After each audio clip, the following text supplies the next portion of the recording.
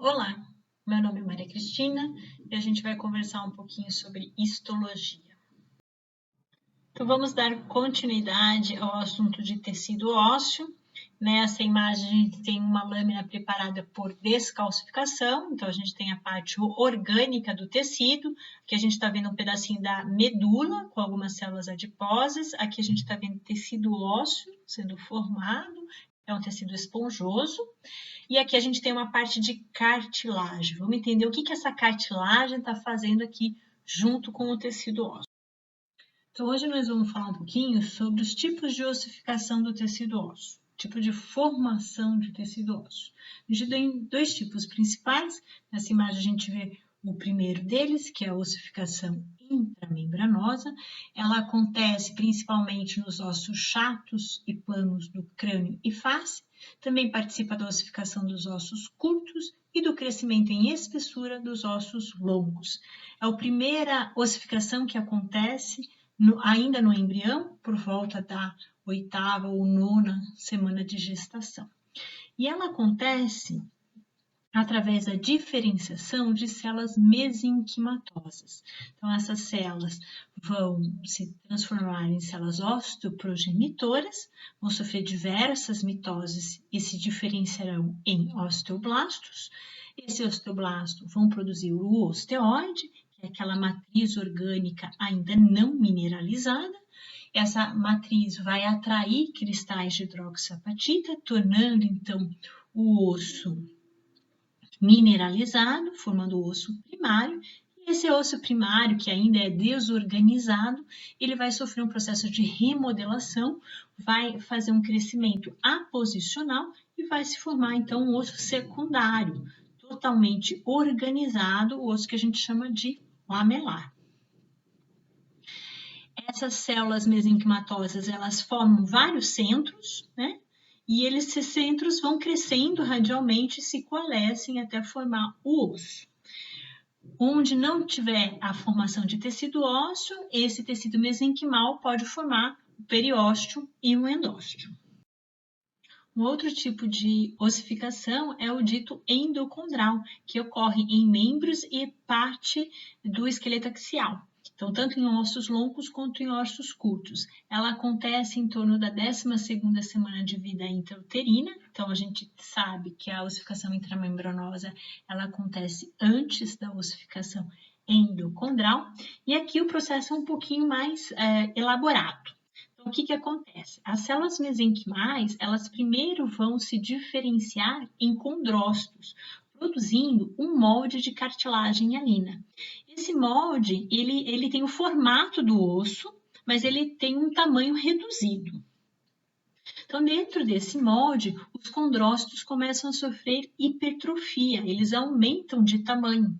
E com o aumento dos condrócitos, há uma redução da matriz ao redor dele. Isso leva à chamada de mais minerais para essa matriz extracelular, causando então uma hipermineralização da cartilagem hialina, o que dificulta a difusão de nutrientes para os condrócitos e acaba levando à apoptose dos condrócitos. Nessa matriz, então, cartilaginosa, que é uma matriz extracelular hipercalcificada, ocorre então a invasão de capilares e de células osteoprogenitoras.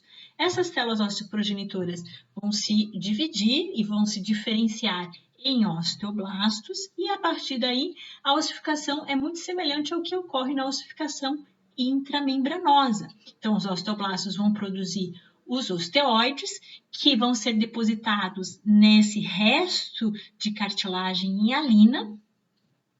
Esse osteoide ele vai sofrer um processo de mineralização, formando um osso primário, que vai ser remodelado através de crescimento aposicional e de remoção dos componentes cartilaginosos que ainda estiverem dentro desse tecido ósseo. E aí, então, a gente tem a formação do osso secundário, de maneira muito semelhante, então, àquele osso secundário formado na ossificação intramembranosa.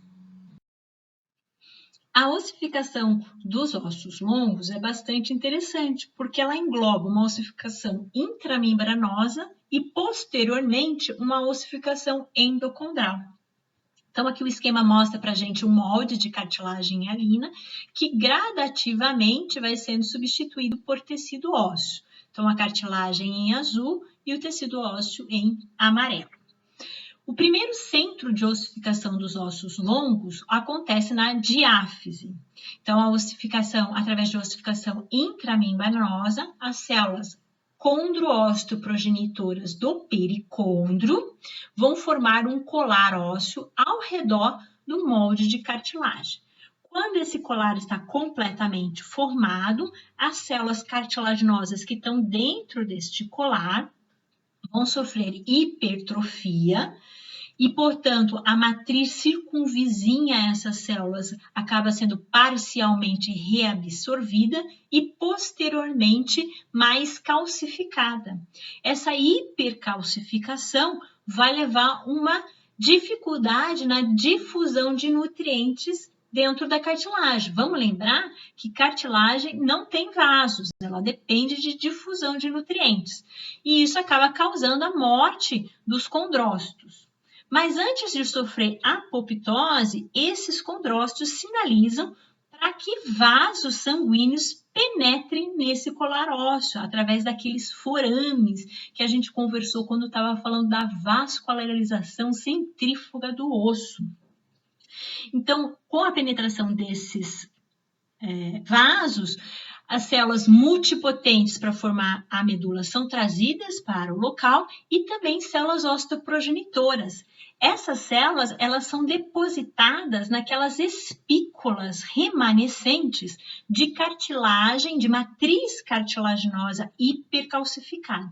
Então, nesse momento, a gente já não tem mais cartilagem ali, na diáfise. A gente já tem um resquício daquela cartilagem que serve de suporte para que as células osteoprogenitoras se diferenciem em osteoblasto nesta superfície e os osteoblastos vão começar a depositar osteoide num primeiro momento e depois osso primário em cima desses tabiques, dessas espículas de matriz cartilaginosas.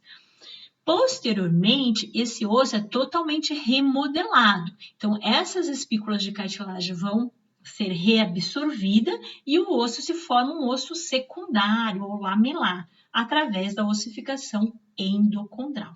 Então, num primeiro momento, a gente tem a formação intramembranosa ao redor do molde de cartilagem e dentro do molde de cartilagem a gente tem a ossificação endocondral. Nesse momento, a gente tem que lembrar que a gente tem ainda a presença de osteoclastos. Por que os osteoclastos estão no momento de formação de tecido ósseo, já que é uma célula de reabsorção?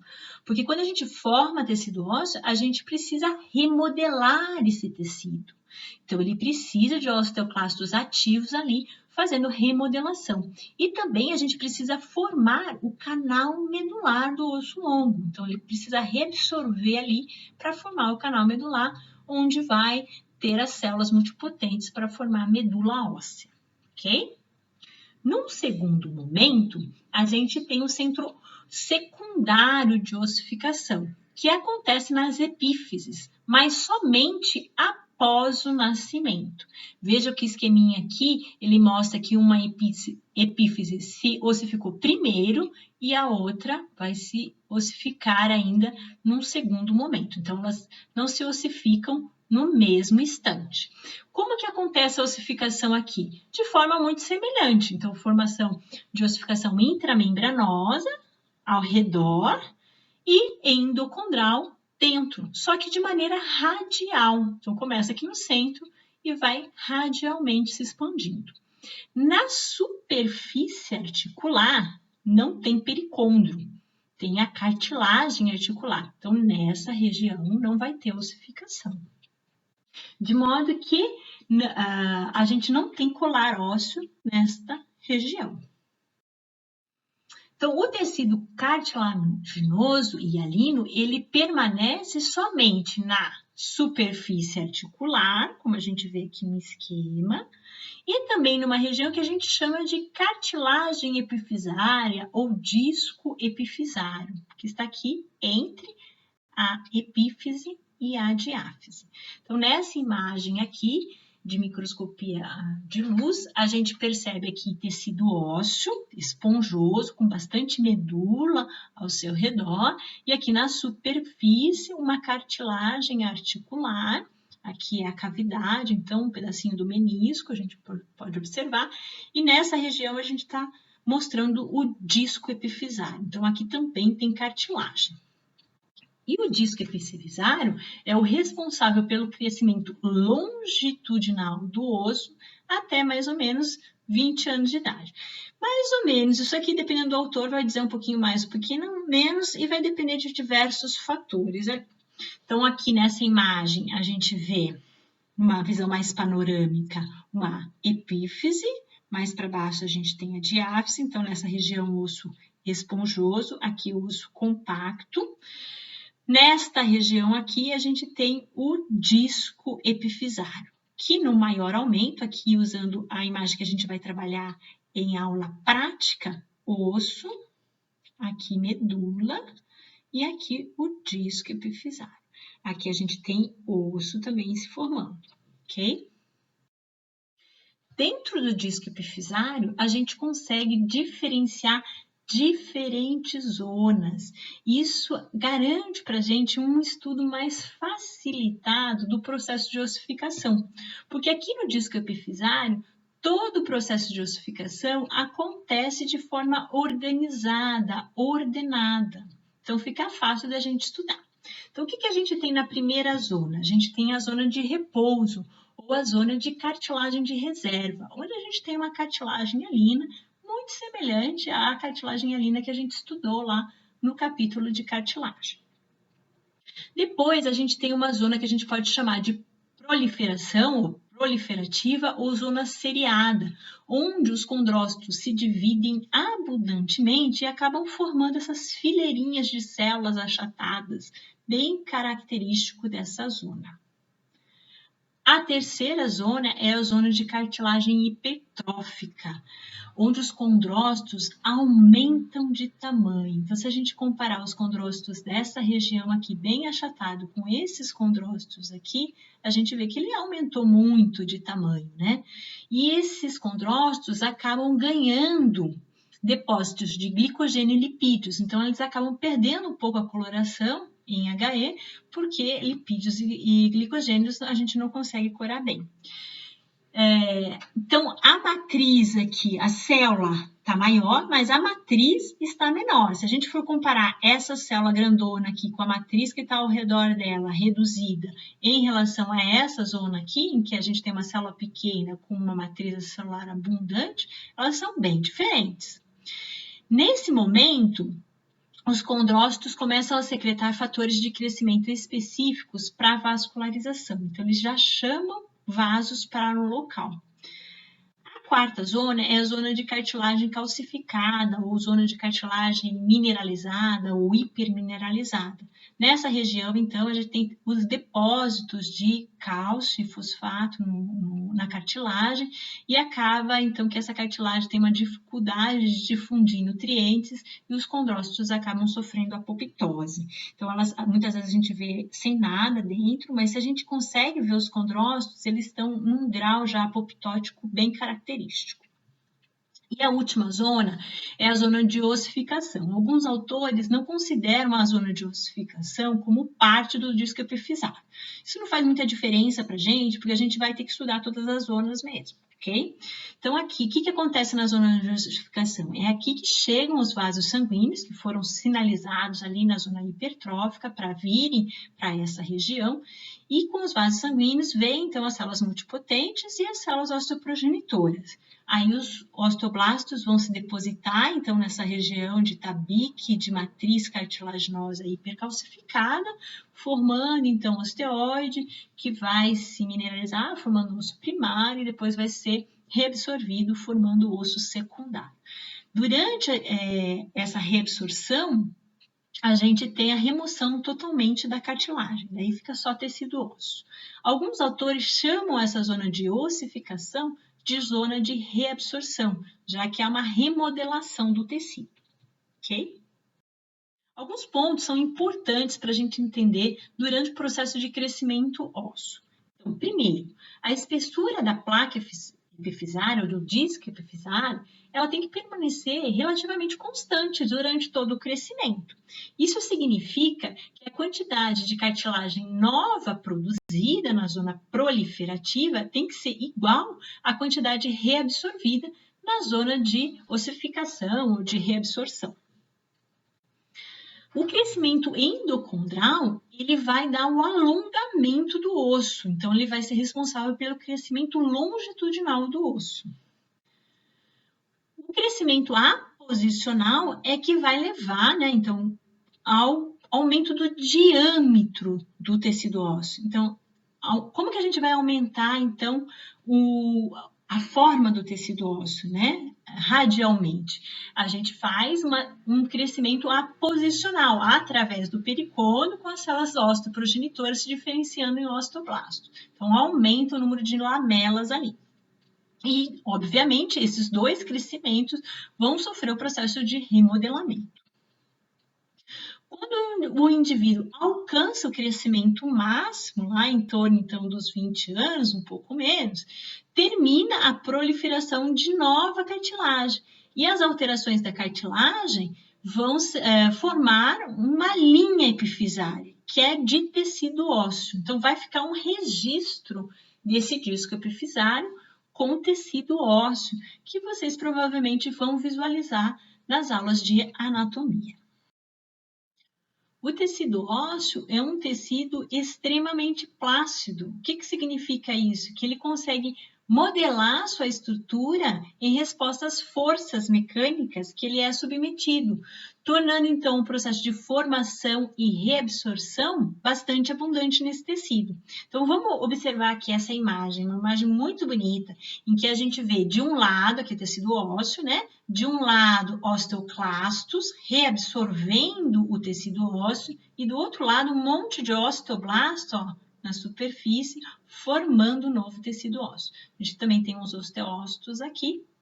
E é importante a gente relembrar que osteoblasto e osteócito são células que respondem a estímulos mecânicos, alterando a atividade gênica, a expressão gênica.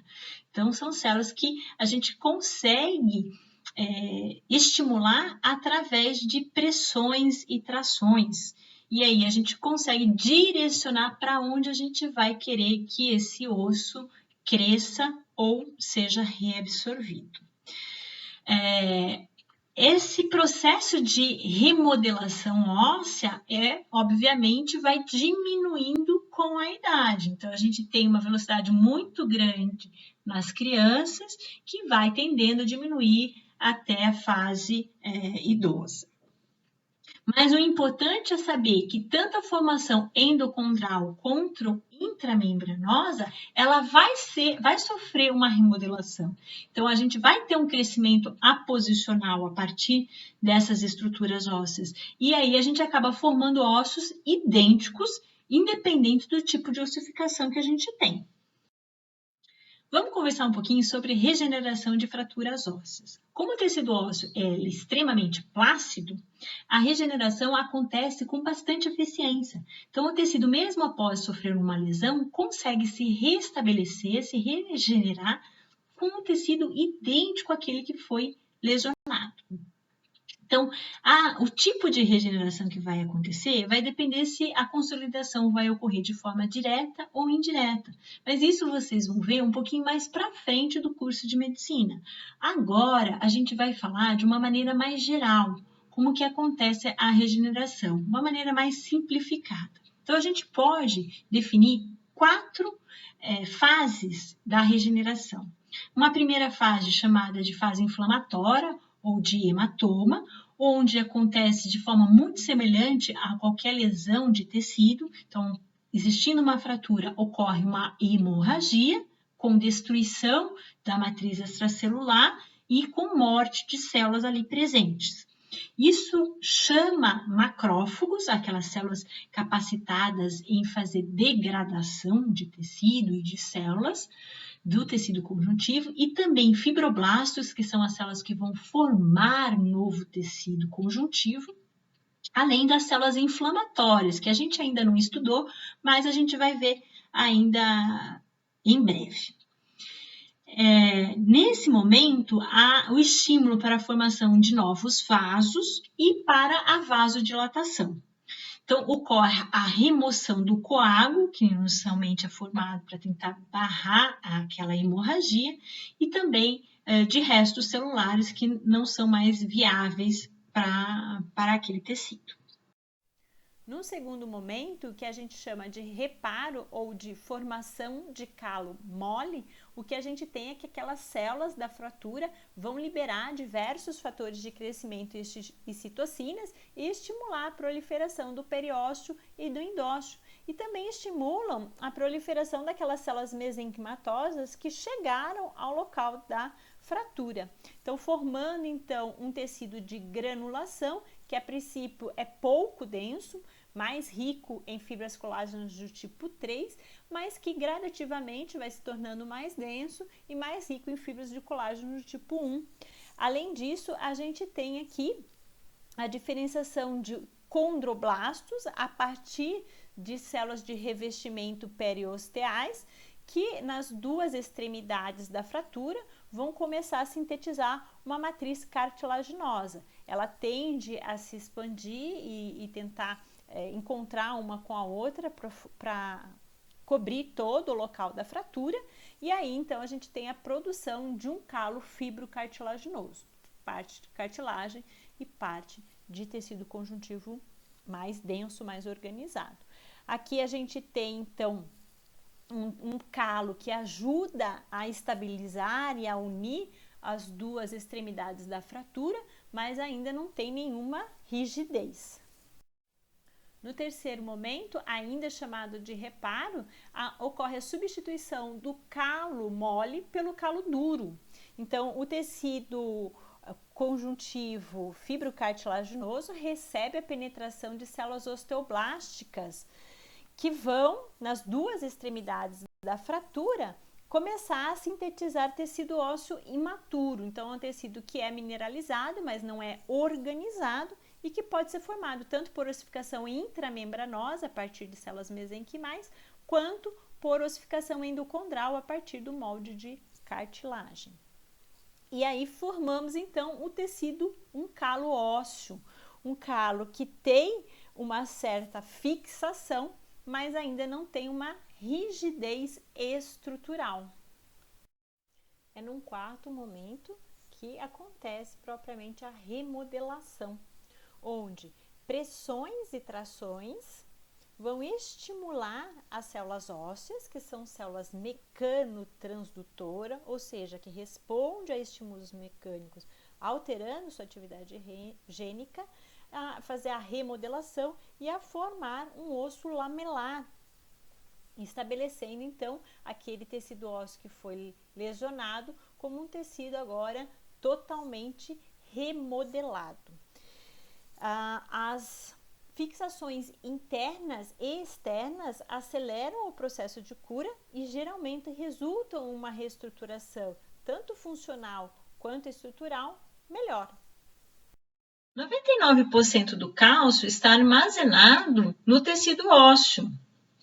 E, portanto, a remodelação do tecido ósseo está relacionada à calcemia, ao nível de cálcio no sangue. Diversos fatores estão relacionados a esse controle. O primeiro deles, um fator físico, onde os cristais de hidroxiapatita, que a gente já conversou, que tem uma capa de hidratação que facilita a troca de íons com o líquido intersticial do tecido ósseo, vai ter então essa troca facilitada, e daí do líquido intersticial o cálcio consegue migrar para os vasos sanguíneos e para o tecido sanguíneo, de uma maneira fácil. As lamelas jovens dos ossos esponjosos são as mais relacionadas com o processo de calcemia, porque tem uma facilidade maior em fazer essa troca. Fatores hormonais também estão relacionados a esse controle da calcemia. O primeiro hormônio mais importante deles é o paratormônio, que é o PTH, produzido pela glândula paratireoide. Esse hormônio ele tem uma ação lenta, porém contínua, e ele vai estimular osteoblastos a liberarem fator estimulador de osteoclasto. Então, aqui a gente faz um parênteses para lembrar que o osteoclasto ele vai inibir a diferenciação de osteoclasto através daquele sistema OPG-RANKL. Mas aqui ele está estimulando os osteoclastos e, portanto, estimulando a reabsorção do tecido ósseo e a liberação de mais cálcio no sangue. O osteócito, a gente também já conversou que ele tem receptor para PTH. Então, aqui ele vai estar estimulado a fazer a remodelação osteocítica através daqueles osteócitos de reabsorção. E a gente também conversou que linfócito T também tem receptor para PTH. Então, ele também vai poder estimular os osteoclastos a fazer reabsorção e, portanto, liberar cálcio no organismo. O PTH ainda vai diminuir a excreção renal do cálcio e aumentar a absorção intestinal desse íon. O cálcio vai para a corrente sanguínea e vai atingir diversas células e vai executar diferentes funções, enquanto o fosfato em excesso é drenado pelo rim. Só que o PTH, ele é um hormônio dose dependente. Então, o que significa isso? Que a gente consegue fazer com que ele tenha uma ação diferenciada dependendo do tratamento que a gente faz. Se a gente executar um tratamento com PTH de curta duração ou um tratamento intermitente, a gente promove uma ação anabólica do PTH. Então, ao invés da gente estimular osteoclastos a fazer reabsorção óssea, liberar cálcio na corrente sanguínea, a gente consegue estimular a deposição de tecido ósseo novo através de estímulos de osteoblastos e osteócitos agora de formação. O hormônio que faz a função inversa do PTH é a produzida pelas células foliculares parafoliculares da tireoide. Ela inibe a atividade de osteoclastos e, portanto, inibe a liberação de cálcio no sangue. Outro hormônio importante é o estrogênio, que ele influencia a calcemia e ele também é dose dependente. Então, o que acontece? Em níveis normais, ele tem um pequeno efeito na deposição óssea. Mas em níveis baixos, como aqueles que acontecem durante a menopausa, ele acaba estimulando a reabsorção óssea. O hormônio de crescimento da hipófise também é bastante importante, porque está relacionado ao desenvolvimento do disco epifisário. Portanto, vai estar relacionado ao crescimento do tecido ósseo. E os hormônios da tireoide, o T3 e o T4, também estão relacionados ao funcionamento e crescimento de condrócitos e, portanto, relacionado à remodelação do tecido ósseo, vão influenciar também a calcemia. A vitamina D é um fator chave na calcemia, porque é ela que vai fazer a captura eficiente do cálcio presente na dieta, que pode, então, ser depositado no tecido ósseo. Ela vai regular o cálcio liberado pela ação do PTH e, além disso, ela influencia o consumo e excreção do cálcio, tanto no sistema gastrointestinal quanto no rim. Então, quando a gente tem diversos fatores relacionados, então, à calcemia, e, portanto, a reabsorção do tecido ósseo, a alteração em qualquer um desses fatores podem levar a uma diversidade de patologias. Então, as patologias relacionadas a hormônio podem ser, por exemplo, o nanismo, gigantismo, acromegalia, cretinismo ou osteoporose. Mas também a gente tem o cálcio como um fator importante para a calcemia. Então, ele pode provocar a predisposição de fratura, raquitismo, osteomalásia, uma descalcificação ou a osteopetrose.